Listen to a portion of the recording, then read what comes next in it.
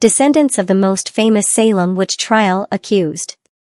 In the late 1600s, the Salem Witch Trials shook the small town of Salem, Massachusetts. Over 200 people were accused of witchcraft, and 20 were executed. Today, the descendants of the accused and the accusers still live on, carrying with them the legacy of this dark period in American history. In this video, we'll explore the stories of the most famous descendants of the Salem Witch Trials and how their family history has impacted their lives. The Salem Witch Trials are one of the most infamous events in American history.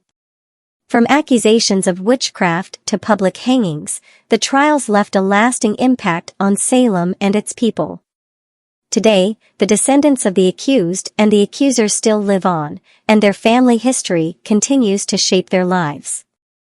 In this video, we'll explore the stories of the most famous descendants of the Salem Witch Trials and how their connection to this dark period in American history has affected them.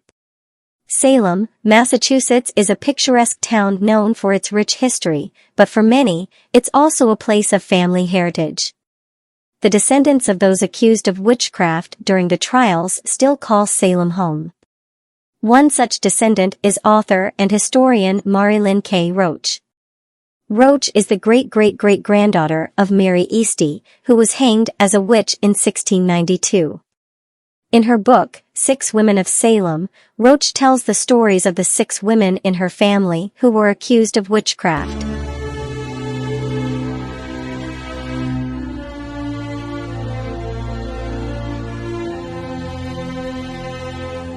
Mary Lynn K. Roach. Growing up in Salem, the witch trials were always a part of our history. But it wasn't until I started researching my own family history that I realized how close to home it really was. It's a strange feeling to know that my own ancestors were accused of something so horrific. Roach's experience is not unique.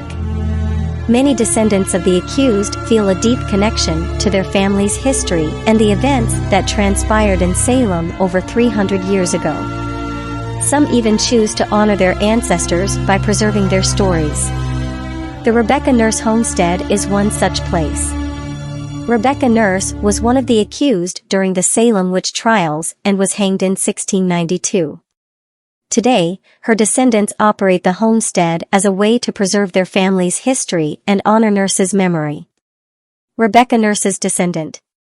It's important to me to keep my family's history alive. The Salem Witch Trials were a dark time in our past, but they're also a part of who we are. By preserving the homestead and telling our family's stories, we're keeping their memory alive. While some descendants choose to honor their ancestors in this way, others feel a sense of shame or guilt surrounding their family's history. One such descendant is Sarah Good's great-great-great-great-great-great-great-great-granddaughter, Jessica Fontes.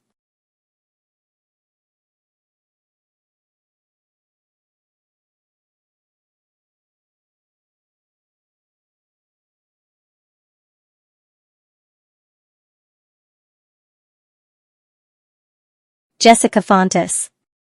When I first learned about my connection to the Salem Witch Trials, I was fascinated. But as I learned more about what happened and how my own ancestor was involved, I started to feel a sense of shame. It's a strange feeling to know that someone in your own family was accused of something like witchcraft. Despite the negative feelings that some descendants may experience, many have found ways to use their family history to educate others and shed light on the injustices of the past. One such example is the descendants of Giles Corey, who was pressed to death during the trials. The Giles Corey Memorial stands as a tribute to the man who refused to plead guilty or innocent and was ultimately pressed to death. His descendants operate the memorial as a way to remember Corey and to educate visitors about the history of the trials. Giles Corey's descendant. The trials were a terrible time in our history, but we can't forget what happened. By operating the memorial, we're keeping the memory of Giles Corey alive and educating others about what happened here in Salem. The legacy of the Salem Witch Trials continues to live on through the descendants of those accused and accusers. Whether they choose to honor their ancestors or feel a sense of shame, their family history is a part of who they are. And through their stories, we can continue to learn about this dark period in American history. Thanks for watching. Don't forget to like and subscribe for more videos like this. And if you have any questions or comments, leave them down below.